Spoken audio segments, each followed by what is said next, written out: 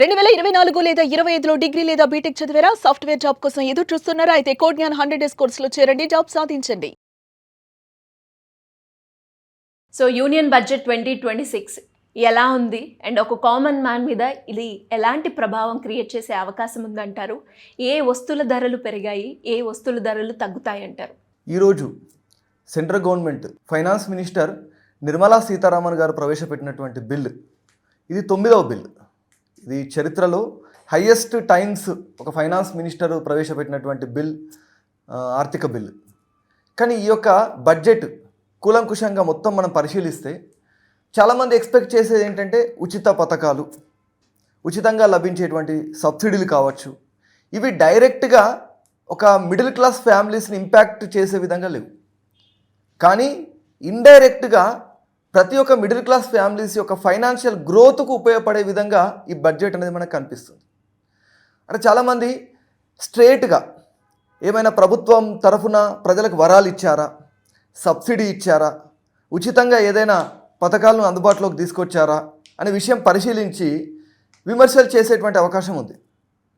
కానీ నేను గమనించిన తర్వాత ఇండైరెక్ట్గా వాటి యొక్క స్టాటిస్టికల్ రిపోర్ట్ మనం చూస్తుంటే అసలు వేటి ద్వారా మనకు ఇండైరెక్ట్గా మిడిల్ క్లాస్ ఫ్యామిలీస్కి గ్రోత్ అనేది కనిపిస్తుంది అనేది మీకు ఈరోజు మీ ముందు ఉంచుతాను. ఫస్ట్, అసలు వేటి వస్తువుల ధరలు పెరుగుతాయి? ఆల్కహాల్ ధర పెరిగేటువంటి అవకాశం ఉందండి. మినరల్స్ ధరలు పెరిగేటువంటి అవకాశం ఉంది. దాంతోపాటు విదేశాల నుండి దిగుమతి చేసుకునేటువంటి రోజువారీ ప్రోడక్ట్స్, ఫర్ ఎగ్జాంపుల్ మన మొబైల్ ఫోన్స్ కావచ్చు, ల్యాప్టాప్స్ కావచ్చు, వీటిపైన యాక్చువల్ 20% ఉండదని 10% తీసుకురావడం జరిగింది ట్యాక్స్. అయినా కూడా వస్తువులు అధిక ధరకు దొరకడం అనేది జరుగుతుంది. ఎందుకని? విదేశీ వస్తువులపైన మోజు తగ్గించి స్వదేశీ వస్తువుల యొక్క ప్రొడక్షన్ పెంచాలి అనే ఉద్దేశంతో విదేశాల నుండి మనం దిగుమతి చేసుకునేటువంటి రోజువారీ ప్రోడక్ట్స్ పైన ట్యాక్స్ అనేది ఉంది. ఇవన్నీ కూడా ఇండైరెక్ట్గా ప్రజలకు మేలు చేసేవి, భవిష్యత్ తరానికి కూడా మేలు చేసేటువంటి అంశాలు. అంటే కన్సిస్టెన్సీ గ్రోత్ పైన ఆలోచిస్తుంది, కానీ ఏదో బబుల్ లాగా ఒక మంచి వరాల్ని ఈరోజు ప్రకటించింది ప్రభుత్వం అనే సినారియోలో లేదు ఇక్కడ బడ్జెట్. అక్కడ ఎక్స్పెక్ట్ చేసి కూడా తయారు చేసినట్లు అనిపిస్తలేదు నాకు. ఇప్పుడు అసలు వేటి ధరలు తగ్గిస్తున్నారు అంటే దేని పరంగా మనం చూస్తుంటే, ఫస్ట్ ఈవీ బ్యాటరీలు తయారు చేసేటువంటి పరికరాలపైన టోటల్గా డ్యూటీ ట్యాక్స్ ఏదైతే ఉందో అది ఫ్రీ ట్యాక్స్, అంటే డ్యూటీ మినహాయింపు ఇచ్చేసింది. అప్పుడు ఏమవుతుందండి? ఇండైరెక్ట్గా ఈవీ వెహికల్స్ తక్కువ ధరకు దొరుకుతాయి. ఈరోజు మనము పెట్రోల్ డీజిల్ పైన డిపెండ్ అవ్వకుండా ఈవీ వెహికల్స్ పైన డిపెండ్ అవుతున్నాం. ఈరోజు compare to the petrol diesel cars, EV vehicles యొక్క కాస్ట్ చాలా ఎక్కువ ఉంది. దీన్ని దృష్టిలో పెట్టుకొని ప్రభుత్వం ఏం చేసింది? ఇప్పుడు దానిపైన డ్యూటీ మొత్తం మినహాయింపు చేసింది. అంటే ఈవీ వెహికల్స్ అన్నీ కూడా ఈరోజు అందరికీ అందుబాటులోకి రానున్న రోజులు. నెక్స్ట్ సోలార్ ప్రోడక్ట్స్ పైన, సోలార్ ప్యానల్స్ తయారు చేసేటువంటి ఆ ముడిసరుకు పరికరాల పైన కూడా డ్యూటీ 0%, అంటే మొత్తం మినహాయింపు అనేది ప్రకటించింది. ఇప్పుడు ఏమవుతుంది? వాస్తవంగా సోలార్ ఎలక్ట్రిసిటీ జనరేషన్ అనేది చాలా చాలా చాలా ఇంపార్టెంట్, బట్ కాస్ట్లీ అవుతుంది అనేటువంటి ఉద్దేశంతో ప్రభుత్వం దీనిపైన ట్యాక్స్ మినహాయింపు తీసుకొచ్చింది. మన దగ్గర వాతావరణ పరిస్థితుల దృష్ట్యా సోలార్ ప్రొడక్షన్ అనేది చాలా, దాని ద్వారా ఎలక్ట్రిసిటీ ప్రొడక్షన్ అనేది ఇంకా ఈజీ. అప్పుడు ఏమవుతుంది? సాధారణ ప్రజలు ఈ ఎలక్ట్రిసిటీ బిల్ పే చేయకుండా కూడా వాళ్ళ యొక్క వ్యాపారాలకు, వాళ్ళ యొక్క గృహాలకు ఈ సోలార్ పరికరాలను ఉపయోగించుకొని వాళ్ళు సొంతంగా విద్యుత్ తయారు చేసి ప్రభుత్వానికి అమ్మేటువంటి అవకాశం కూడా ఉంది ఈరోజు. ఎందుకంటే చౌకగా విద్యుత్ అనేది లభిస్తుంది, సోలార్ విద్యుత్. ఇది ఒకటి చాలా బెనిఫిట్ అయ్యేటువంటి అంశం. ఇంకొకటి క్యాన్సర్ మహమ్మారి. మిడిల్ క్లాస్ ఫ్యామిలీస్ ఈరోజు ఒకవేళ క్యాన్సర్ వ్యాధి బారిన పడితే దాని యొక్క ఖర్చు భరించలేనటువంటి పరిస్థితి ఈరోజు మనం చూస్తున్నాం. అలాంటి క్యాన్సర్ ఇంకా ఇతరాత్ర అనేక మహమ్మారి వ్యాధుల అయ్యేటువంటి ఖర్చు, ఆ వైద్యం యొక్క ఖర్చు కావచ్చు, ఆ వైద్యం పైన ఆ యొక్క మందుల పైన ఉండేటువంటి ఖర్చు కావచ్చు, టోటల్గా 0% చేయడం జరిగింది. అంటే వాటికి మినహాయింపు ఇవ్వడం జరిగింది. అంటే ఇలాంటి వ్యాధులకు పేదవారు కావచ్చు, మధ్యతరగతి వారు కావచ్చు, గురి అయినా కూడా ఆ మందులను వాడటం అనేది చాలా తక్కువ ధరతో కంప్లీట్ అయిపోతుంది. భయపడాల్సిన అవసరం లేదు. ఒకవేళ ఈ మినహాయింపు లేదనుకోండి, ఇండైరెక్ట్గా ఏమవుతుంది? మిడిల్ క్లాస్ ఫ్యామిలీస్ ఆ వ్యాధి బారిన పడితే లక్షల రూపాయలు వాళ్ళు అప్పు తీసుకొచ్చి పే చేయాల్సి వస్తుంది హాస్పిటల్స్లో. ఇలా లక్షల రూపాయలు ఈరోజు సేవ్ చేస్తున్నట్లే కదండి.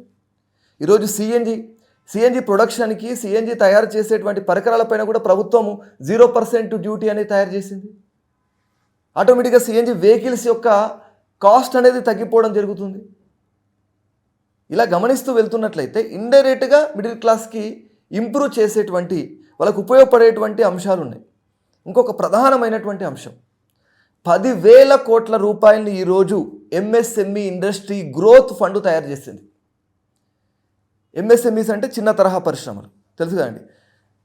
ఈ యొక్క పరిశ్రమల అభివృద్ధి గురించి చాలా 5 రకాలుగా డివైడ్ చేసింది చిన్న తరహా పరిశ్రమలు. ఆ 5 రకాల పరిశ్రమలకు ఎవరైతే పరిశ్రమలు పెట్టడానికి ముందుకు వస్తారో వాళ్ళకి సింగిల్ విండో విధానం ద్వారా బ్యాంకుల ద్వారా రుణం కల్పించి, ట్రైనింగ్ కల్పించి, వాటి యొక్క అన్ని అవసరాలను, ఆ చిన్న చిన్న వ్యాపార సంస్థల యొక్క అన్ని అవసరాలను తీరుస్తూ చిన్న పరిశ్రమల ద్వారా గ్రోత్ పెంచాలి, నిరుద్యోగం తగ్గించాలి, యువకుల్లో ఉన్నటువంటి ఆ నాణ్యమైనటువంటి ఆ యొక్క ఆలోచనలను కార్యరూపంలోకి తీసుకురావాలి అనేటువంటి ఉద్దేశంతో ప్రభుత్వం యువతకు ప్రాధాన్యత ఇస్తూ, వాళ్ళ యొక్క స్వయం ఉపాధికి ప్రాధాన్యత ఇస్తూ 10,000 కోట్ల రూపాయల ఫండ్ అనేది ఈరోజు తయారు చేసింది.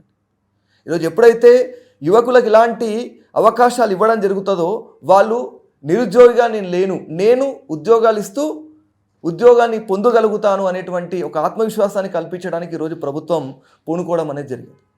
ఇంకొక ముఖ్యమైనటువంటి అంశం మనందరికీ తెలిసే ఉండొచ్చు, సెజ్ అండి, స్పెషల్ ఎకనామిక్ జోన్స్.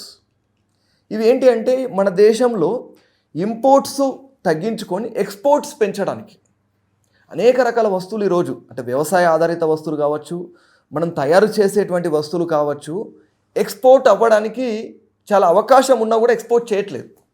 కాబట్టి ఎక్స్పోర్ట్స్ పెంచడానికి ఈ స్పెషల్ ఎకనామిక్ జోన్స్ ద్వారా తయారయ్యేటువంటి ప్రోడక్ట్స్ని ఎక్స్పోర్ట్స్కి అనుగుణంగా తయారు చేస్తూ అదేవిధంగా దేశీయ మార్కెట్లో కూడా అమ్మడానికి ఫస్ట్ టైం ఛాన్స్ ఇవ్వడం జరిగిందండి.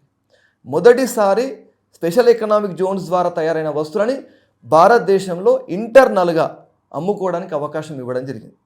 కాబట్టి ఇలా అన్ని రకాలుగా పరిశీలిస్తే 2 టైర్ 3 టైర్ సిటీస్ కూడా ఈరోజు ఎక్కువ ఇంపార్టెన్స్ ఇస్తూ ఎక్కువ బడ్జెట్ అలొకేట్ చేయడం జరిగిందండి.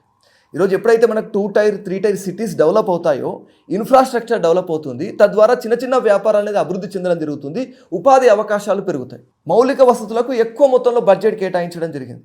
కాబట్టి పరోక్షంగా సామాన్య ప్రజలకు పథకాల ద్వారా కాకుండా ఒక సమున్నతమైనటువంటి ఉత్పత్తి చేపడుతూ జాతీయోత్పత్తి పెంచుతూ తద్వారా దేశ అభివృద్ధికి వెన్నెముకైనటువంటి యువకులకు ప్రధానమైనటువంటి పాత్ర ఇస్తూ ఈ బడ్జెట్ను రూపకల్పన చేసినట్లుగా స్టాటిస్టికల్ రిపోర్ట్స్ అనేవి మనకు స్పష్టంగా కనిపిస్తున్నాయి. అందుకే శాస్త్రీయంగా మీ ముందుంచడానికి నేను ప్రయత్నం చేశాను. Thank you sir, thank you so much.